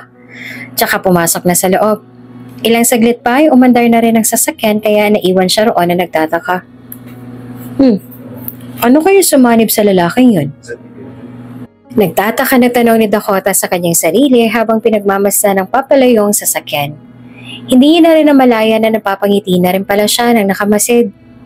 Lumipas ang 1 buwan at sa bawat 1 linggo ay 3 beses silang magkita ni D-Lord para maibigay niya ang hulog dito. Mabuti na lang talaga at wala nang nagiging reklamo ang binata at 1,000 lang hinuhulog niya. Siguro iniisip na lang din ito na mas maayos na yon kaysa naman hindi siya magbigay. Ngayon ay sinamahan ulit ni Dakota si Ginang Jesusa sa bangko para makapag-deposit ulit ito sa savings nito. Ngunit naroon na rin ang baklang manager na nanatili pa rin na mainit ang ulo sa kanila. Kayo na naman? Hindi ba't sinabi ko na sa inyo na huwag kayong bumalik dito? Galit na tanong ng manager sa kanila. Maghuhulog lang naman sana ako sa savings ko. Hindi na natapos si Ginang Jesusa ang sasabihin dahil muli nagsalita ang mahaderang bakla. Maghuhulog? Hindi pa rin ba talaga kayo tapos sa palabas niyong yan? Hindi niyo kami mauuto sa mga pagpapaawa niyong yan. Kahit kailan hindi na talaga kayo natuto. Hindi ba talaga kayo marunong makaramdam ng kahit katiting na hiya at takot? Gusto niyo bang tumawag na ako ng pulis para hulihin kayong dalawa? At kayo naman? Tinarayan din ng baklang manager mga security. Hindi ba't ang bilin ko sa inyo ay wag na wag kayong magpapapasok ng mga pulubit kahina-hinalang tao dito? Ikaw? Dinuhulid ako at ang manager. Masyado ka mapanghusga. Hindi ibig sabihin na mahirap lang kami, masama ng loob namin. Kaya nga narito kami sa bangko para mag-ipon eh. Napakasama talaga ng ugali mo. Idinuro rin siya nito. Ikaw naman, hindi na rin nagbagong pagpapaawa mo. Wala kaming masamang plano. Nandito lang kami para mag-deposit. Ang mabuti pa umalis na kayo. Security, kalad ka rin yung ang dalawang to. Lumapit na sa kanilang security at tinawakan na silang dalawa ni Ginang Jesusa para kalad ka rin, ngunit natigilan ng biglang, "What's happening here?" Lumingon sila kung saan nanggaling isang malalim na boses na pamilyar kay Dakota. Lahat sila'y natigilan nang makita kung sino ang tao nagsalita. It was no other than D-Lord Alarcon. Sir D-Lord, baka sa baklang manager ang gulat na may kahalong takot dahil nautal pa ito. Ang mga taong to kasi sir, sa tingin ko ay masama silang balak na gawin. May mga kakampi pa siguro sila na naghihintay sa labas at naghihintay ng tamang pagkakataon. Subalit hindi na natapos ang manager ang sasabihin dahil pagalit na pinutol na iyon ni D-Lord. At sino nagbigay sa'yo ng karapatan na ipahiya ang lola ko sa loob ng mismong pag-aari niya? Po? Nauutal na wika ng manager tsaka gulat na tiningnan si Ginang Jesusa na isang hamak na pulubi lamang para sa mga mata nito. Siya po ang lola mo, sir? Maging si Dakota hindi makapaniwala sa kanyang narinig. Nakatayo lamang siya doon at animoy binuhusan ng isang balde na nagyayelong tubig. Yes, ang taong pinagkamalan mo na masamang tao at pinahiya mo rin sa mga tao dito ay walang iba, kundi ang lola ko. Lumapit sa kanila si D-Lord na nanatiling galit ang ekspresyon sa mukha at ang mga mata ay tila nag-aalab. Mariin na lumunok ang manager tsaka tumingin kay Ginang Jesusa na taas na upang tayo at hindi na mukhang kawawa. Pasensya na po ma'am, hindi ko po alam na ikaw po palang lola ni Sir D-Lord at siya ring may-ari ng bangko. Iho, hindi ko sinabi sa iyo ang totoo kung sino nga ba ako. Dahil nais kong masubok ka at lahat ng empleyado namin. Hindi ko lubos akalain na ganitong pag-uugali pa lang makikita ako sa iyo. Pati ang pananalita ni Ginang Jesusa ay nag-iba na rin at masasabi ng nagmula nga ito sa yaman, bagay na sobrang nakakamangha para kay Dakota. And I must say, I am very disappointed with your attitude. Iho, tandaan mo na kahit hindi man ako ang lola ng boss ninyo, ay dapat niyo pa rin ako na irespeto. Dahil bukod sa matanda na ako, katulad niyo ay tao lang din ako. Wala ka, o kung sino man sa inyo ang may karapatan na mahiya ng isang tao na wala namang ginagawang mali sa'yo. Takot na takot ang manager. Kitang-kita ang sindak sa mga mata nito. Pasensya na po talaga, ma'am. Kung isang beses mo lang tong ginawa, baka napatawad pa kita. Pero 2 beses mo na kaming pinahiya. Kahit pa wala namang kaming kasalanan sa'yo. Kalmado ang tono ng boses ni Ginang Jesusa. Ngunit para kay Dakota ay mas lalo lang na nakakatakot ang pagiging kalmado nito. Marahil ay iyon din ang dahilan ng manager kaya napaluhod ito sa harapan nila at humingi ng tawad. Ngunit hindi nagpadala ang maglola sa pagpapaawa nito. Malamig ang boses na nagsalita si D-Lord. See me in my office tomorrow, Mr. Whoever you are. Ihanda mo na rin ang magiging paliwanag mo sa akin.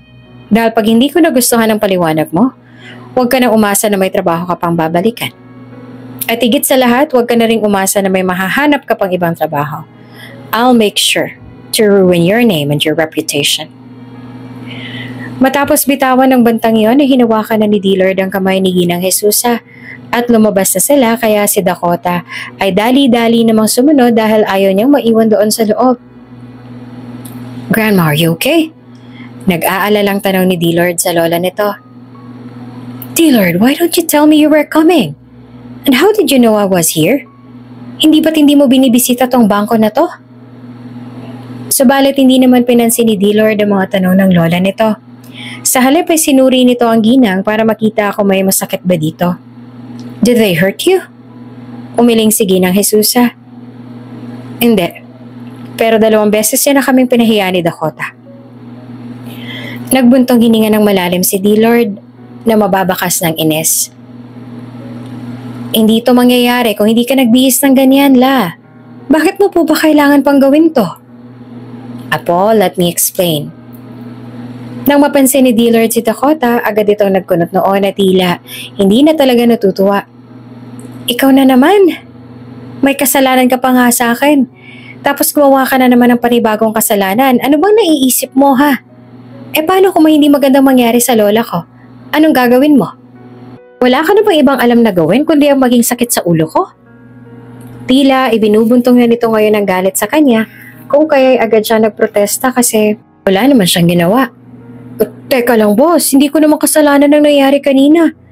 Hindi ko mali na gano'n ang mga empleyado mo. At isa pa, wala naman ako masamang intensyon. Oh, really? Putol na to sa sinasabi niya. Or maybe you're just trying to scam my grandmother para makapagbayad ka ng utang mo sa akin. Aba, parang hindi ko rin gusto ang tabas ng dila mo. Napaka mapanghusga mo naman ata, boss. Mawalang galang na po Pero ni minsan ay hindi po sumagi sa isip ko yan. Na hindi ko nga alam na mayaman pala si Lola Jesusa. Nagmamabuting loob lang naman ako. Hindi ko naman lubos akalain Pati palang pagmamabuting loob po ay mamasamain mo rin. Puno ng sarcasm ang boses na to. Kaya pala ganun din ang ugali ng mga empleyado mo dahil ganun din ang pag-uugali ng boss nila. Mapanghusga at mapangmaliit. Porket nakakaangat sa buhay. Dealer na po. Mahinahon na kausap ni Ginang Jesusa sa apo na masama pa rin ang tingin kay Dakota. Hindi ganong tao si Dakota. Napakalayo niya sa iniisip mo tungkol sa kanya. Wala siyang kasalanan, iho. Nagmabuting loob lang siya sa akin. Wala siyang masamang plano. Hinarap ni Dakota si Ginang Jesusa. Hayaan niyo na po, Ginang Jesusa. Huwag niyo na pong paliwanagan ng mga taong saradong utak. Masasayang lamang ang laway ninyo. Ang mabuti pa po ay aalis na lang ako. Pasensya na lamang po kayo sa nangyari kanina. Ay hindi apo, sandali lang. Pagpipigil nito sa kanya, ngunit tumuloy na siya sa paglakad palayo. Huminto pa siya ng ilang sandali para tingnan si D-Lord nang magkasalubong pa rin ang kilay. Siya nga po pala, sir. Huwag ka mag-alala. Maghahanap ako ng paraan para mabayaran ko ang utang ko sa inyo para hindi na mag-cross ang landas nating dalawa. Ikaw naman kasi, D-Lord. Rinig na sabi pa ni Dakota na paninisi ni Ginang Jesusa sa apo. Hindi niya na ulit nilingon ang mga ito dahil naiinis siya sa sobrang pagiging mapanghusga ng apo ni Ginang Jesusa. Tumuloy na lamang siya hanggang sa muli siyang makalapit sa tricycle niya at pinaandar na iyon palayo. Apo, pwede ba tayo mag-usap? Tanong ni Ginang Jesusa sa apo na nakaupo na ngayon sa mahabang sofa dito sa malawak na sala ng Alarcon Mansion. Sandaling nag-angat ng tingin si D-Lord sa lola nito na upo pa sa pang-isahang sofa. Is it about that woman again? Yes. Sagot ni Ginang Jesusa kasabay ng paglapit ng isang katulong para bigyan ito ng tsaa. Ano pa bang dapat nating pag-usapan tungkol sa babae na yan? Tanong ni D-Lord sabay hinga ng malalim. Una pa lang ay pinapainit niya ng ulo ko. Hindi ba mas okay na rin na palampasin na lang natin ang lahat ng yon para wala na akong sakit sa ulo? Ganon ka rin, Lola? Umiling si Ginang Jesusa. Walang kasalanan si Dakota. Napakabuting bata niya. Sa katunayan ay ilang beses niya na akong tinulungan noon. Kahit kailan na hindi sumagi sa isip niya na gumawa ng masama sa akin. Hindi niya rin alam na mayaman ako. At ang alam niya ay isa lamang ako matandang pulube pero wala siyang pagdadalawang isip na tulungan ako. Ganon siya kabuting tao, anak. Ibinaba ni D-Lord ang dyaryo na binabasa. Bakit po kasi kayo nagpanggap pang pulube? Kung hindi niyo ginawa yun, di sana hindi magkukrus ang landas yun ng babaeng yun. Oo, aaminin ko nagkamali ako. Pero hindi ko rin pinagsisihan ang ginawa ko. Sa katunayan masaya pa nga ako na ginawa ko yun. Dahil nakilala ko si Dakota. Kung hindi ko yung ginawa, baka hanggang ngayon ay hindi pa ako nakakatagpo ng babae na sa tingin ko ay babagay sa'yo. So you did that para sa akin? Yes? But why, Lola? Naiinis siyang tanong. Noon pa man ay ginagawa na talaga ito ng lola ni D-Lord. Ito naghahanap ng babaeng makakasama niya raw habang buhay para sa kanya. Para raw makapag-asawa na ulit siya at makabuo ulit ng bagong pamilya. Para raw kasing wala na sa plano ni D-Lord ang pag-aasawa ulit matapos siya makipag-divorce sa ex-wife niyang si Lorene. Sa totoo lang, ang akala ni D-Lord ay tumigil na ang lola niya. Dahil nitong mga nagdaang buwan ay wala na itong ginagawa. Ngunit malaman-laman niya na lagi palang umalis ang mansyon ng lola niya. Iyon pala ay nagpapanggap lang na pulube. Sobrang inis talaga ni D-Lord nung malaman niya iyon kaya nga sinundan niya ang lola niya noong isang araw para malaman niya kung saan ito pumupunta pero hindi niya naman lubos akalain na makikita niya itong kasama ang babae na bumangga sa paborito niyang sports car. Gusto kong humanap ng babae para sa'yo. Yung hindi lamang pera ang habol sa'yo. Dahilan ni Ginang Jesusa sa apo na mas lalo lamang na napapikit ng mariin dahil iyon naman pala ang dahilan ng lola niya. Gusto kong makahanap ng makakatuluyan mo. Yung babae na alam kong mabait at mapagkakatiwalaan. At alam ko rin na mapagmahal. Sa lahat ng babae na nakatagpo ko, masasabi ko na si Dakota nga ang babae na para sa'yo. Gustong gusto ko siya para sa'yo. She's kind, sweet and loving. Bukod pa ron ay mapagkakatiwalaan din siya. Hindi siya katulad ng ibang mga babae na dumaan sa buhay mo. She's not like your ex-wife. She's so much better, apo. Nagbuntong hininga ulit ng malalim si D-Lord. Pero hindi naman kita pipilitin na gustuhin siya kung talagang ayaw mo sa kanya. Dagdag pa ni Ginang Jesusa. Ang mahalaga sa akin ay nakilala ko si Dakota at pakiramdam ko ay nagkaroon ako ng babaeng apo. Ang akin lang apo, sana'y humingi ka ng tawad sa kanya. Nasaktan mo siya. Nasaktan mo rin ang damdamin niya dahil sa mga salitang binitawan mo sa kanya. Kaya sana'y humingi ka ng tawad sa kanya apo. Ayoko na sumama ang loob niya pati sa akin lalo pat alam ko na wala naman siyang kasalanan. Napipilitan namang tumango si D-Lord. I'll think about it. Ngunit mula noon na hindi na talaga siya nilubayan ng lola niya. Matapos niyang matanggal sa trabaho ang manager na namahiya sa lola niya at kay Dakota, napagtanto ni D-Lord ang kasalanan na nagawa niya. Kung tutuusin ay tama rin talaga ang lola niya. Masyado siyang naging mapanghusga at nasaktan niya rin ang damdamin ni Dakota dahil sa mga salita niya. Kung kaya naman matapos ang walang tigil na pangungumbinsi kay D-Lord ng lola niya, pumayag na rin si D-Lord na makausap si Dakota para makahingi siya ng tawad sa dalaga. Tao po! Tao po! Tawag ni D-Lord sa labas ng bakal na gate. Nasa bahay siya ngayon ni Dakota.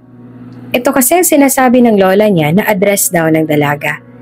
Ilang saglit pa ay nakita niyang lumabas na sa pinto ng bahay ang mag-asawa at isang matangkad na lalaki pero hindi naman nila kasama si Dakota. Anong kailangan mo, iho? Tanong sa kanya ng matandang lalaki na sa tingin ni D-Lord ay ang ama ni Dakota. Dito po ba nakatira si Dakota Chavez? Magalang pa rin ang tono ng boses niya. Oo sir, dito nga ho. Ano ho bang kailangan mo sa kanya? Pwede ko po ba siyang makausap? May mahalaga lang po akong kailangan sabihin sa kanya. Nagkatinginan ng tatlo na para bang nagtataka. Wala siya dito ngayon eh. Sagot naman ng matandang ginang na sa tingin ni D-Lord ay ang ina ni Dakota. Jan, ang kapatid mo. Alam mo ba kung nasa na naman siya? Tanong ng Ginoo sa matangkad na anak. Nasa bilyaran siya ngayon pa. Parehong hindi makapaniwala na tinignan na mag-asawa ang anak na lalaki. Ano? Ano na naman bang ginagawa ng batang yun doon? Napakamot sa ulo si Jan na nangako pa kanina sa kapatid na hindi sasabihin sa kanilang magulang kung saan ito paroon. Tinanggap niya po ang hamon na one-on-one sa billiards. Malaki raw po kasing pusta. Kailangan niya raw po kasi ng pera. Naku, batang yun talaga. Lagi na lang sakit sa ulo. Dismayado na wika ng ama bago tumingin kay D-Lord. Nasa bilyaran na naman daw ang anak kong yun, iho. Pwede ko po bang malaman kung saan pong bilyaran? Tanong niyang muli. Pupuntahan mo ba siya, iho? Tumango naman siya. Opo, pupuntahan ko po sana. Gusto mo bang samahan na lang kita roon? Sige po. Pinasakay ni D-Lord si Ginoong Rodolfo, ang ama ni Dakota. Sa loob ng kanyang sasakyan, namangha si Ginoong Rodolfo dahil iyon ang unang pagkakataon na nakakita ito ng sports car at nakasakay pa ito rito. Kitang-kita ang pagkasabik nito habang hinihipo ang bawat bahagi ng sasakyan. Tila bata namang tuwang-tuwa sa bagong laruan. Napansin ni D-Lord na may pagkapareho si Ginoong Rodolfo at ang anak nitong si Dakota. Parehong punong-puno ng enerhiya ang mag-ama na para bang hindi mapapagod kailanman. Hindi maikakaila na magkatugo ang dalawa. Natutuwa na lamang si D-Lord na isipin iyon. Paano? Mukhang tama nga talaga ang sabi ng Lola Jesusa niya tungkol sa dalagang si Dakota. Noong nakwento nito sa kanyang dalaga, tila lumaking sakit sa ulo ang dalaga kahit na may taglay itong kabaitan. Makikita kasi sa mukha ng ama ni Dakota ang pagkabalisa matapos itong malaman na nasa bilyaran na naman ang anak na babae. Alam mo kasi yung anak ko kahit na babae, talagang lumaki na sakit sa ulo yan. Maya-maya pa ay wika ni Ginoong Rodolfo na nasa passenger seat. Bakit po? Tanong naman ni D-Lord. Mahilig kasi yung batang yun makipagbasag ulo. Mas matindi pa kaysa sa kuya niya. Sobrang tigas ang ulo kaya kahit ilang beses na namin siyang sinabihan na huwag makipagpustahan, tuloy pa rin siya. Ewan ko pa sa batang yun pero kahit ganun, mapagmahal naman siya. At hindi naman siya basta-basta naghahanap ng away. Ang mga inaaway niya, yung mga taong masama lang talagang ugali. Sinulipan niya ang Ginoo. Dati na po ba siyang mahilig magbilyar? Oo, isa talaga ang larong yun sa kinahiligan niya. Nung high school pa siya, nag-cutting classes pa yan para lang makapag-billiards. Kakasanay, pagiging bihasa niya, nakikipagpustahan na siya. Pero ang problema kapag siyang nananalo, nagagalit ang mga kalaban niya dahil hindi nila matanggap na talo sila ng isang babae. Sa huli, nauuwi sa sakitan at bubugan ng laro. Kaya ayoko talaga na naglalaro siya lalo na kapag may pustahan-pustahan kasi alam kong lagi ang matatapos sa suntukan. Parati po ba siyang nakikipagsuntukan? Oo, halos katakutan na nga yan siya ng lahat ng tambay sa lugar namin. Ewan ko ba kung kanino nagmana ang batang yun. Matino naman ako nung kabataan ko. Wala nga ako maalala na nakipagsuntukan ako nun Pero siya, grabe. Alam mo ba isa yan sa mga dahilan kung bakit hanggang ngayon wala pa siyang boyfriend? Kahit isa wala pa. Paano ba naman? Takot lahat na maging punching bag niya. Hinang napatawa dahil sa sinabi ng Ginoo. Maybe she's just a really strong woman. It's truly amazing. She's unlike any other girl. Kung sa bagay, marami ring humahanga sa anak ko na yon. Saka tama lang siguro na gano'n ang ugali niya para hindi siya saktan at maliitin ang kanyang magiging asawa. Para kahit na malayo siya sa amin, ay sigurado kami na lagi siyang ligtas. Ika pa ni Ginoong Rodolfo na sinang-ayunan niya naman. Paano pala kayo nagkakilala ng anak ko na yon, iho? Nabanggaan niya po ng tricycle niya ang isang sasakyan ko. Kung gano'n may atraso rin pala sa yung anak ko na yon. Opo, pero maayos naman na po ngayon yon. The reason why I want to see her dahil gusto ko pong mag-sorry sa kanya. Naramdaman ni D-Lord ang paglipat ng tingin nito sa kanya. Magsusorry ka sa kanya? Bakit? May naging kasalanan ka ba sa anak ko, iho? Opo, may mga nasabi po ako hindi maganda na tiyak ako na ikinasama po ng loob niya. Which is why I want to apologize to her. Dahil alam ko po nagkamali rin po ako ng mga binitawan kong salita sa kanya. Sagot niya. Nako, mabuti ka pa't marunong tumanggap ng pagkakamali mo. Samantalang ibang mga nakakaaway ni Dakota, nako, ni isa sa kanila ay walang umako ng pagkakamali nila. Kahit na sila naman talagang may kasalanan. Hindi kayang pumasok ng sasakyan niya sa bilyaran kung nasaan daw si Dakota dahil napakakipot ng daan. Marami ring mga tambay at maputik pa. Kung kaya'y nagpaalam na lang sila na magparada at nakiusap din si Ginoong Rodolfo sa mga tao roon na kung maaari raw nilang bantayan ang sasakyan. Pasensya ka na sa daanan dito sa amin ha, iho. Maraming pangkalat. Huwag mo na lang tingnan ng mga diaper na nalamutak na ng mga aso. Sabi sa kanya ng Ginoo. Ay ayos lang po, sagot naman ni D-Lord. Matapos ang ilang sandali na paglalakad ay narinig na nilang sigaw ng mga tao mula sa isang bahay at ang sabi ng ama ni Dakota ay yun ang bilyaran at marami ng mga tao roon. Nakipagsiksikan pa sila sa mga tao na nanonood para mas makita nila ng maayos ang mga naglalaro. Kaagad na nakuha ni Dakota ang buong atensyon ni D-Lord. May suot itong kulay itim na sombrero. Baliktad ang pagkakasuot nito noon kaya para kay D-Lord ay napakaastig ng dalaga. Malaki rin ang suot nitong damit at ang hawak na stick ay nakatukod sa sahig. May ngiti pa sa mga labi nito habang nakatingin sa pagtira ng kalaban. Nang hindi mag-shoot ang bola, mas lalo pang napangisi si Dakota sabay iling.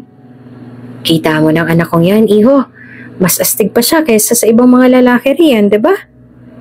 Panoorin mo pagtira niyan, tiyak akong shoot agad yan at siyang magiging panalo. Bagaman may pagtutol si Ginoong Rodolfo sa paglalaro ng anak, ay hindi maikakaila na sobrang proud na proud pa rin ito sa dalagang anak. Pinanood ni D-Lord ang dalaga habang naghahanda ito sa pagtirada. Bago pa man tumira, maingat niyang pinunasan ng stick na hawak. Saka yumuko at inayos ang pagkakahanay ng mga bola. Tahimik na humalikip-kip si D-Lord at nakatutok ang buong atensyon niya sa bawat kilos ng dalaga. Hanggang sa tumira na ito at nang masyut ang bola, kasabay ng ibang tao sa paligid, ay hindi mapigilang mapalakpak din si D-Lord. Si Ginoong Rodolfo naman ay napasigaw na sa tuwa nung muling masyut ni Dakota ang bola at ito ang nanalo. Dahil sa lakas ng sigaw ni Ginoong Rodolfo ay napatingin din sa kanila si Dakota na halata ang gulat nang makita silang dalawa na magkasama. Awkward na tumigil siya sa pagpapalakpak at binaba ang kamay sabay tingin sa paligid para hindi niya na makasalubong ang mga tingin nito. Nakipag-appear si Dakota sa mga kakampi na pumusta dito bago lumapit sa kanila. Pa, anong ginagawa niyo dito? Nagsumbong na naman ba si kuya sa inyo na nandito ako? Oo, nadula siya kanina. Saka sinamahan ko si D-Lord pupunta dito. Gusto ka raw niya makausap eh. Sabi ni Ginoong Rodolfo sa anak kung kaya ay kunot noon na tumingin si Dakota kay D-Lord. Tumikim naman si D-Lord bago nagsalita. Yeah, I wanna talk to you. Bakit sir? Anong meron? Nagtatakang sabi ng dalaga. Pero hindi niya pa masabi dito kung anong gusto niyang sabihin dahil lumapit din kay Dakota ang mga kalaro nito. Kung kaya ang buo nitong atensyon ay napabaling na sa mga ito. Naghihintay na lang sila na matapos na sila sa pagdiriwang. Mabuti na lang at hindi naman nagtagal ang pagdiriwang na yon at hinila na siya ni Dakota palayo sa lugar na iyon. Hindi na rin kasi komportable si D-Lord dahil hindi niya naman kilala ang mga tao dito maliban na lang kay Ginoong Rodolfo at sa dalaga. Anong atin sir? Bakit sinadya mo pa talaga ako dito? Nandito ka ba para kumuha ng hulog sa akin? Huwag kang mag-alala, may mabibigay naman ako sa'yo. May 20,000 ako dito. Nanalo ako kanina. Nakita mo naman, 'di ba? Ibibigay ko lahat sa'yo na panalunan ko, tsaka huwag ka rin mag-alala. Gagawa ko ng paraan para mabayaran ko lahat-lahat ng atraso ko sa'yo. Diretsong sabi ni Dakota sa binata. I didn't come here because of that. Sagot naman ni D-Lord. Nagtaas ang kilay ang dalaga. Kung ganun po, ano po palang kailangan mo? Bakit sinadya mo pa talaga ako dito? Nandito ako para humingi ng pasensya. Natigilan nito ng ilang sandali. Sa akin? Yeah? Bakit? Well, D-Lord po sabay tikim na para bang hinahanap ang tamang salita na sasabihin. Napag-isip-isip ko na itong mga nakalipas na araw, napagtanto ko lahat ng kasalanan na nagawa ko sa'yo. My grandmother Jesusa was right. Hindi maganda ang mga salitang binitawan ko sa'yo noon. Pero nangunahan ako ng galit ko na hindi ko na malaya na nakakapagbitaw na pala ako ng masasakit na salita sa'yo. I am truly sorry and I deeply regret everything I said to you. Si Dakota naman ay hindi agad makapag-react.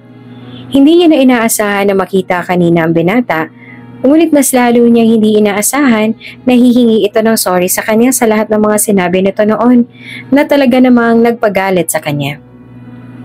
Hindi talaga sumagi sa isip niya na ito mismo ang lalapit sa kanya at una ring hihingi ng sorry sa kanya sa lahat ng mga nasabi at nagawa.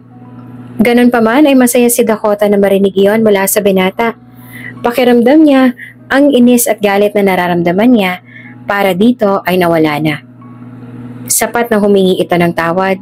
After all, iyon lang naman ang mahalaga, ang humingi ng tawad. Wow, hindi ko lubos akalain na marunong ka rin pala mag-sorry. Ani Dakota na hindi mawari kung anong magiging reaksyon.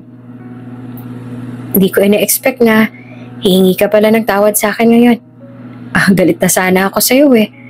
Pero dahil nag-effort ka talaga na pumunta dito, patatawarin na lang kita kasi kakaawa ka naman. Si Dillard naman ay hindi rin mawari kung seryoso nga ba ang dalaga sa sinabi nito na pinapatawad na siya nito. Gusto mo bang sumama sa celebration namin mamaya, sir? Panalo ko. Hindi ako nagiinom pero magpapainom ako sa mga kumampi sa akin kanina. Maya-maya pa ay pag-aya ni Dakota dito. Nagduda na tiningnan ni Dillard ang dalaga. Makikipag-away ka na naman ba sa mga nakalaban mo kanina? Hindi no, sino nagsabi sa'yo na nakikipag-away ako sa mga nakalaban ko? Wala kaya akong sama ng loob sa kanila. Ang papa mo nagsabi sa akin na lagi ka raw nakikipag-away sa kanila. Doon ay natahimik si Dakota sabay na patawa na rin. Ay, minsan lang naman mangyari yun. Tsaka, hindi naman ako naghahamon ng away. Sila lang talaga ang nauuna na naghahamon ng away kaya gumaganti lang ako sa kanila dahil ayoko maging talunan. Pero wag ka mag-alala, bossing. Sinisigurado ko sa'yo na walang away na magaganap mamaya. Promise yan. At kahit na may pagdududang baka ay makipag-away na naman ng dalaga, ay pumayag pa rin si Dillard na sumama sa celebration nila. Ang araw rin na iyon ang simula ng pagiging magkaibigan nilang dalawa, bagay na ikinatuwa naman ni Ginang Jesusa. Dahil naging magkaibigan na nga sila at kahit papaano ay nakilala na rin ni Dillard ang dalaga, higit pa roon ay sobrang malapit pa ito sa kanyang lola, napagpasyahan ni Dillard na wag nang pagbayarin si Dakota sa pagpapaayos ng nasirang bahagi ng sasakyan. Nauunawaan niyang hindi rin naman sinasadya ni Dakota na magdulot ng aberya, kaya't minabuti na lang niyang hayaan na ito dahil kayang-kaya niya naman na ipaayos ang sasakyan. Hindi mo ba talaga gusto si Dakota, apo? Tanong ni Ginang Jesusa sa kanyang apo. Magwawalong buwan nang lumipas mula nang makilala ni Ginang Jesusa si Dakota at 7 buwan na rin mula nang maging magkaibigan sina Dillard at Dakota. Ngunit simula noon hindi na tinigilan ni Ginang Jesusa ang pagtatanong sa apo tungkol dito. Hindi naman si pinipilit ng Ginang na perasahin si Dillard na magustuhan ng dalaga. Ngunit sinisiguro niyang napapansin ng apo ang lahat ng magagandang katangian ni Dakota. Maging mga simpleng bagay na madalas mapansin ng mas nakakatanda na maaaring hindi agad makita ng iba. Sobrang gustong-gusto talaga ni Ginang Jesusa si Dakota para sa kanyang apo. Pakiramdam niya magiging payapa ang kanyang pagpanaw kung si Dakota magiging asawa ni Dillard. Sapagkat tiwala siya sa kabutihan ng dalaga. Alam ni Ginang Jesusa na napakapalad na magiging kabiyak ni Dakota dahil hindi lamang ito mabuting tao kundi may malasakit at pagmamahal na hindi basta-basta matatagpuan sa iba. Para sa kanya, si Dakota ang perpektong kabiyak para sa kanyang apo. Kabiyak na magiging gabay at sandigan nito sa hinaharap. No, hindi ko siya gusto, Lola. She's crazy at masyadong bossy. Ayoko ng sakit sa ulo, no? Malabong magustuhan ko siya. Kahit ano pa sigurong mangyari, hindi ko po siya magugustuhan. Sagot ni Dillard. Ngunit sa huli, lahat ng kanyang salita ay babalik at kakainin din niya. Ang mga bagay na hindi niya nagustuhan noon kay Dakota ay siya palang mismo magiging dahilan upang tuluyan siyang mabaliw sa dalaga. Hindi niya inaasahan na magmamahal siya ng ganitong katindi, higit pa sa pagmamahal niya sa kanyang sarili. Sa bawat araw na lumilipas, lalo niyang nararamdaman ang malalim na pag-ibig na hindi niya kailanman inakalang mararanasan. Sino nga bang mag-aakala na ang matapang at palaban na dalaga ay siya palang babaeng labis na iibigin ni Dillard. Ang babaeng nakagasgas sa paborito niya sa sasakyan at siyang labis niyang kinaiinisan ay siya rin palang magiging kabiyak ng kanyang puso. Ni minsan ay hindi niya inakala na ang dalagang si Dakota ang magiging asawa niya, ni hindi man lang sumagi sa isip ni Dillard noon na magkakagusto siya kay Dakota. Ngunit habang inaalala ni Gaylord ang lahat ng mga pangyayari sa kanilang buhay, na siyang naging dahilan kung bakit siya nahulog kay Dakota, at ang naging dahilan din para ibaon niya ang pangako sa sarili na hindi na ulit iibig, lalo na't hindi na muling magpapakatali matapos ang kanyang masakit na paghiwalay sa ex-wife niya noon, ay mas lalo pa siyang nahulog ngayon sa kanyang pinakamamahal na asawa. At gusto nila mag-asawa na ikinukwento sa kanilang mga anak kung paano nagsimula ang kanilang pag-iibigan. Lalo na't maging si Dakota ay hindi rin inakala na si Gaylord pala ang lalaking mamahalin niya at makakasama habang buhay. Kahit matagal na lumipas mula nang pumanaw si Ginang Jesusa, hindi pa rin nagkakamali ang kanyang sinabi na si Dakota at Gaylord ay nakatadhana para sa isa't isa. Sa kabila ng lahat ng mga pagsubok na kanilang hinarap, at sa araw na ito, katabi na mag-asawang Dakota at Gaylord ang kanilang panganay na anak. At ikinukwento nila rito ang lahat ng mga naganap sa kanilang buhay bago nila napagtanto na mahal pala nila ang isa't isa at silang dalawang nakatadhana na magsamang tumanda. Ganun po pala katigas ang ulo ni Mommy noon, Daddy, ano? Sambit ni Max, ang panganay nilang anak. Matapos ikwento ni Gaylord dito kung gaano kahiling makipagbasag ulo ang ina nito noon. Kaya pala nagmana sa kanya si Bunso. Napatawa naman si Gaylord dahil sa sinabi ni Max, habang si Dakota naman ay kaagad na ipinagtanggol ang sarili. Anak, pinagtatanggol lang ni Mommy ang sarili noon. Kung hindi ako lalaban sa kanila ay ako magiging kawawa. Hindi naman ako naghahamon ng away noon, tsaka kasalanan nila at natatakot sila sa akin. Kahit na Mommy, dinaig mo po kami mga lalaki. Until now, you're still scary kaya. Kaya nga po under sa'yo si Daddy takot din hanggang ngayon yung mga tambay doon dati sa inyo pong barangay. Anong under? Maagap na sabi ni Gaylord. Kaya si Dakota naman ang siyang tumatawa ngayon. Hindi ako under ano? Ayoko lang talaga na magalit ang mommy mo. Tsaka ayoko umiiyak siya. Asus, Daddy, tinatanggi pa ang totoo. Diba totoong under ang daddy mo? Tumatawang sabi pa ni Dakota sabay tingin sa kanyang asawa na pigil din ang ngiti. Ganon talaga kami mga lalaki. Kapag mahal na mahal namin ang isang tao, nagpapa-under kami sa kanila. Ang mga babae kapag mahal na mahal nila ang kanilang mga asawa, nang a-under din ba sila?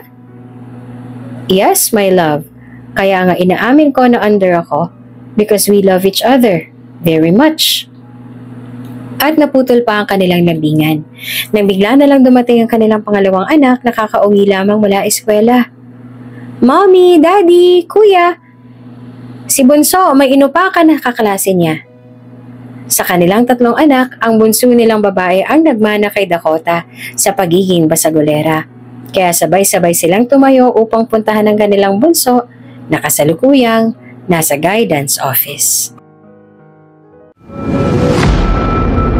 Kung bago ka pa lang sa channel na ito, Ate Jane TV, huwag kalimutang pindutin ang notification bell and subscribe button. Sana po hindi naman malaking abala sa inyo ang pagpindot ng subscribe button dahil ang kapalit po nito ay ang pagsuporta para makapag-produce ng mga libreng stories sa mga channels ni Ate Jane. Maraming salamat!